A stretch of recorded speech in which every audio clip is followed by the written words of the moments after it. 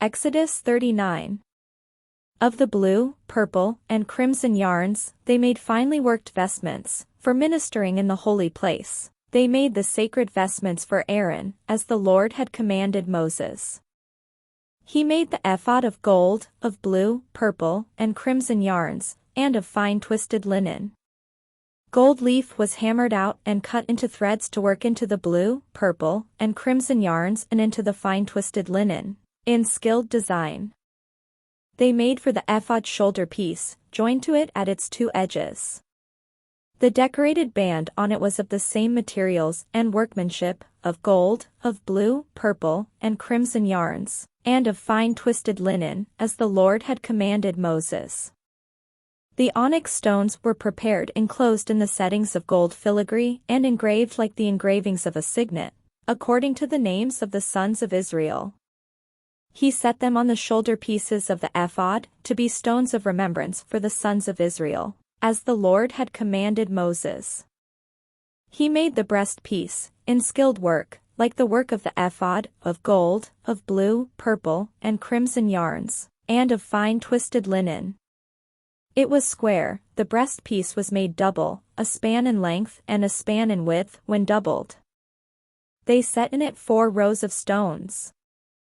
A row of carnelian, chrysolite, and emerald was the first row, and the second row, a turquoise, a sapphire, and a moonstone, and the third row, a jacinth, an agate, and an amethyst, and the fourth row, a beryl, an onyx, and a jasper. They were enclosed in settings of gold filigree.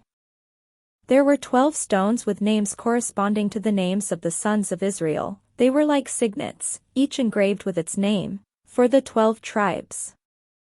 They made on the breastpiece chains of pure gold, twisted like cords, and they made 2 settings of gold filigree and 2 gold rings, and put the 2 rings on the 2 edges of the breastpiece, and they put the 2 cords of gold in the 2 rings at the edges of the breastpiece. 2 ends of the 2 cords they had attached to the 2 settings of filigree. In this way they attached it in front to the shoulder piece of the ephod. Then they made 2 rings of gold, and put them at the 2 ends of the breastpiece, on its inside edge next to the ephod. They made 2 rings of gold, and attached them in front to the lower part of the 2 shoulder pieces of the ephod, at its joining above the decorated band of the ephod. They bound the breastpiece by its rings of the ephod with a blue cord, so that it should lie on the decorated band of the ephod, and the breastpiece should not come loose from the ephod, as the Lord had commanded Moses. He also made the robe of the ephod woven olive blue yarn, and the opening of the robe in the middle of it was like the opening in a coat of mail, with a binding around the opening, so that it might not be torn. On the lower hem of the robe they made pomegranates of blue, purple, and crimson yarns, and of fine twisted linen. They also made bells of pure gold, and put the bells between the pomegranates on the lower hem of the robe all around. Between the pomegranates, a bell and a pomegranate all around on the lower hem of the robe for ministering, as the Lord had commanded Moses.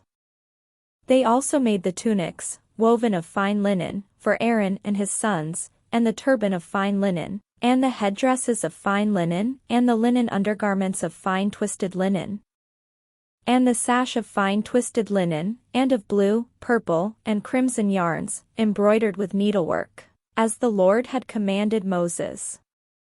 They made the rosette of the holy diadem of pure gold, and wrote on it an inscription, like the engraving of a signet, "Holy to the Lord." They tied to it a blue cord, to fasten it on the turban above, as the Lord had commanded Moses.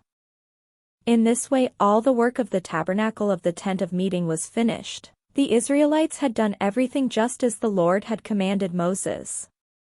Then they brought the tabernacle to Moses, the tent and all its utensils, its hooks, its frames, its bars, its pillars, and its bases, the covering of tanned ram skins, and the covering of fine leather, and the curtain for the screen.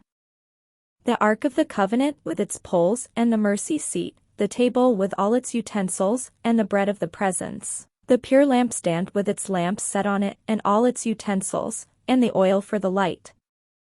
The golden altar, the anointing oil and the fragrant incense, and the screen for the entrance of the tent, the bronze altar, and its grating of bronze, its poles, and all its utensils, the basin with its stand, the hangings of the court, its pillars, and its bases, and the screen for the gate of the court, its cords, and its pegs, and all the utensils for the service of the tabernacle, for the tent of meeting, the finely worked vestments for ministering in the holy place, the sacred vestment for the priest Aaron, and the vestment of his sons to serve as priests.